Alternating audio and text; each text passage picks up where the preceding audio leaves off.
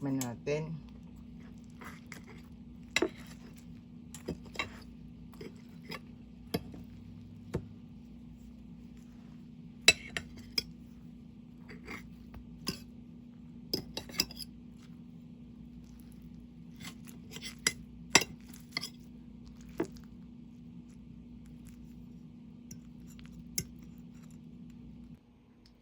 Yung pala pong nasa maliit na lalagyan, ano yun, asin.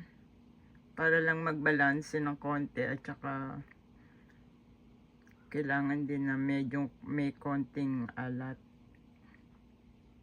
para na mag-blend lahat siya.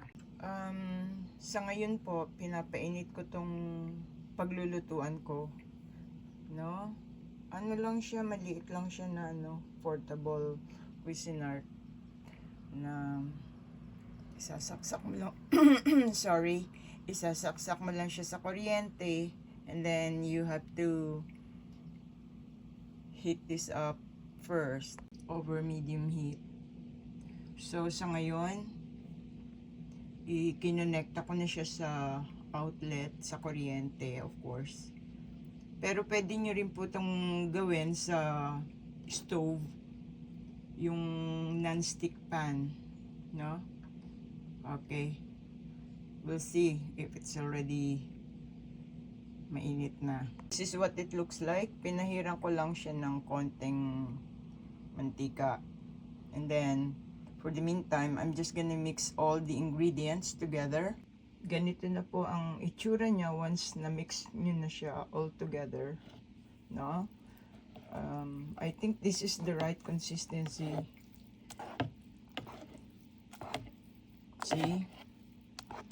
Alright, ilalagay na po natin siya ngayon sa, I call it griddle, no? O pwede nyo rin pong ilagay sa siya, sa non-stick pan.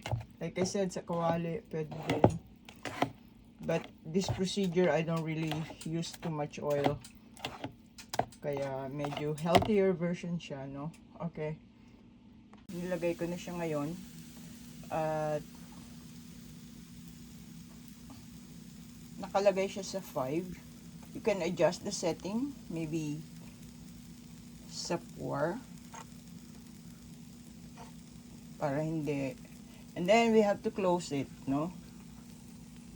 Tada! Oops!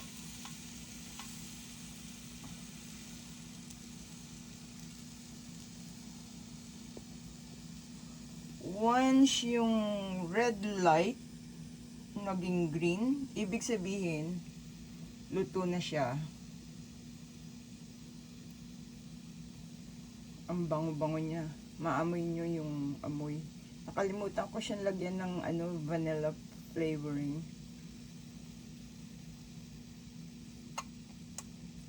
As you can see, nag-green light na siya, no? So, we'll check.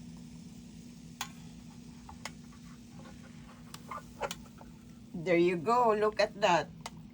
No, nagdikit na siya. Tapos na ang waffle. That's how you make waffle making, or you call it pancake. Ayan o, ganda no? Opa, naks. Ay, ito o, galing-galing. O, di po ba? May instant waffle na tayo. Check it out. Tapos, once luto na yung, I call it, waffle, lagyan natin siya ng, ng butter. Ang sarap niyan, yung natutunaw, no? Then, titikman natin siya right away.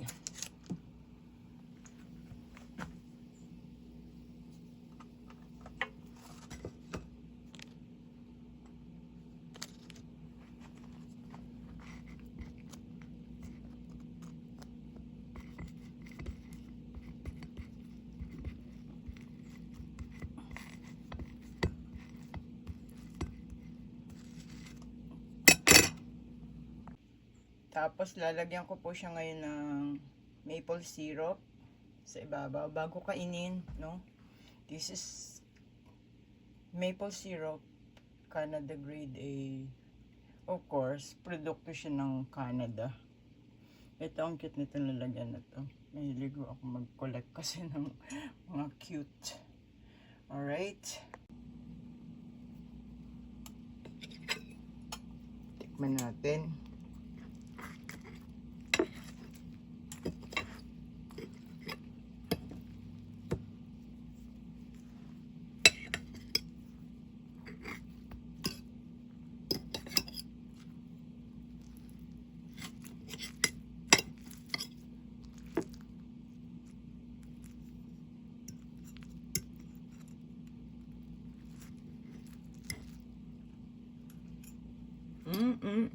Ang sarap. Very healthy siya kasi nilagyan ko siya ng 2 itlog. Tapos, nakita niyo naman, hindi ako naglagay ng extra fat sa pinaglutuan niya kasi nilagay ko na yung melted butter sa loob. Take a look inside. Very moist siya. Hindi at medyo malutong sa labas. Ang sarap. Kain po tayo. See, simple things makes B9 happy. Hindi na ako kakain sa labas. Umuulan eh. Diba? Minsan, nagkikrib ako niyan. Pupunta pa ako na McDonald's. Ngayon, I try to save money. Yung kain-kain sa labas ng madalas, hindi maganda. Napaparami ang kain. Ang kita nyo, nakain ko na yung kalahati.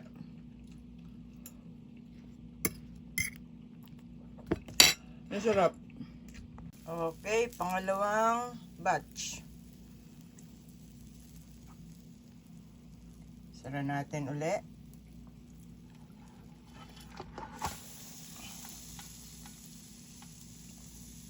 Once again, red siya habang niluluto. At magte-turn na lang siya ng green once luto na siya.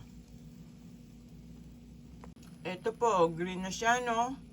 Kaya nga lang, this time nagdumi ako. Sumobra yung ano niya, mixture niya. Kaya, lilinisin ko na lang siya after. Tada! Check it out! It's so nice. Very good.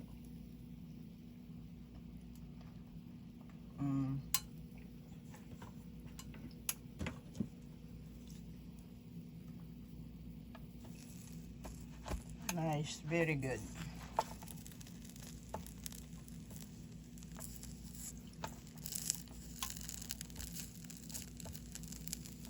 Linisin ko na lang yung mga gilid-gilid mamaya. Luluto pa naman yan. No? Ayan, no? Ang ganda.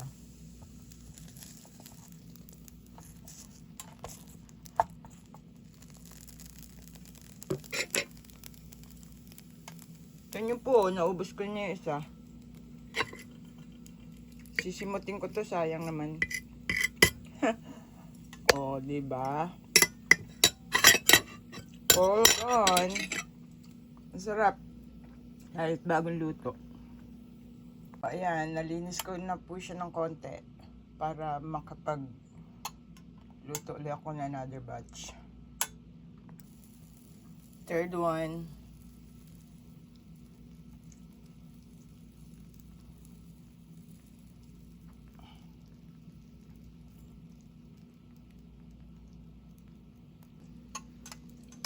See that? Nakita nyo, nag-green na naman siya, no? Kaya nga lang, nagdumi na naman ako. Ayan.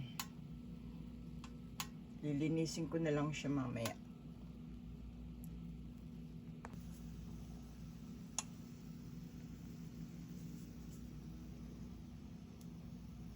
This time, mag-iingat na ako. Kasi, ayoko yung maduming magluto.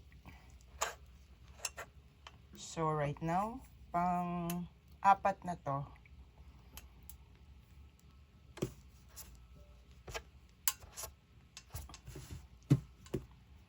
Sara natin siya ulit.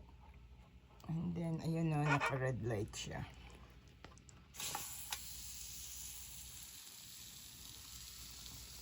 Magigreen yan once luto na siya. So, you don't really have to take a peek. No? Okay.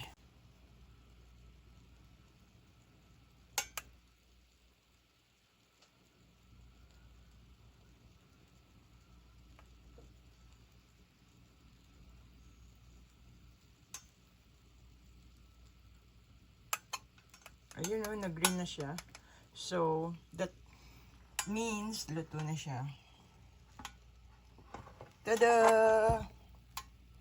There you go. Medyo malinis ngayon.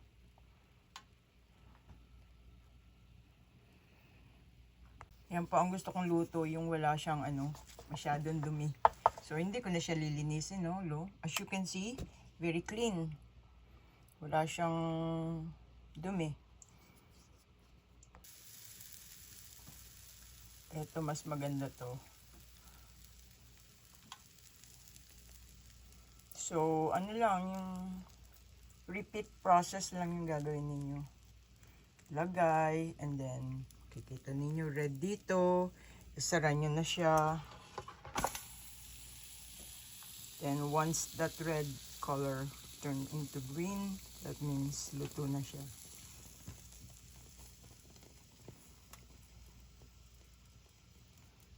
And green na naman siya. That means luto na siya. There you go.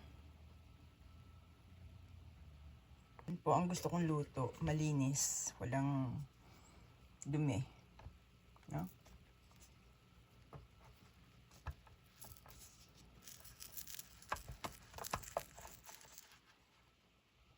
Very good.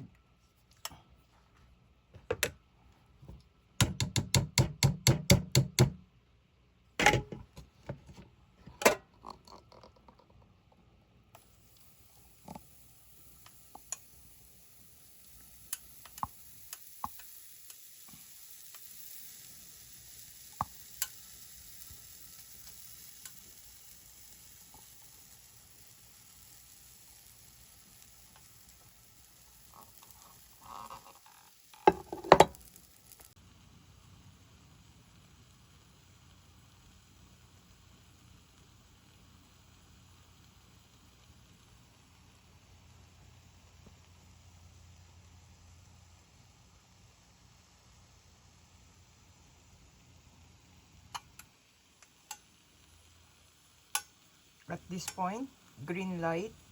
So that means luto na siya. Tada! There you go. That's the last batch that we have. So, luto na. Tada! Very good. See, wala masyadong dumi. Na? Kainan na. Kain po tayo.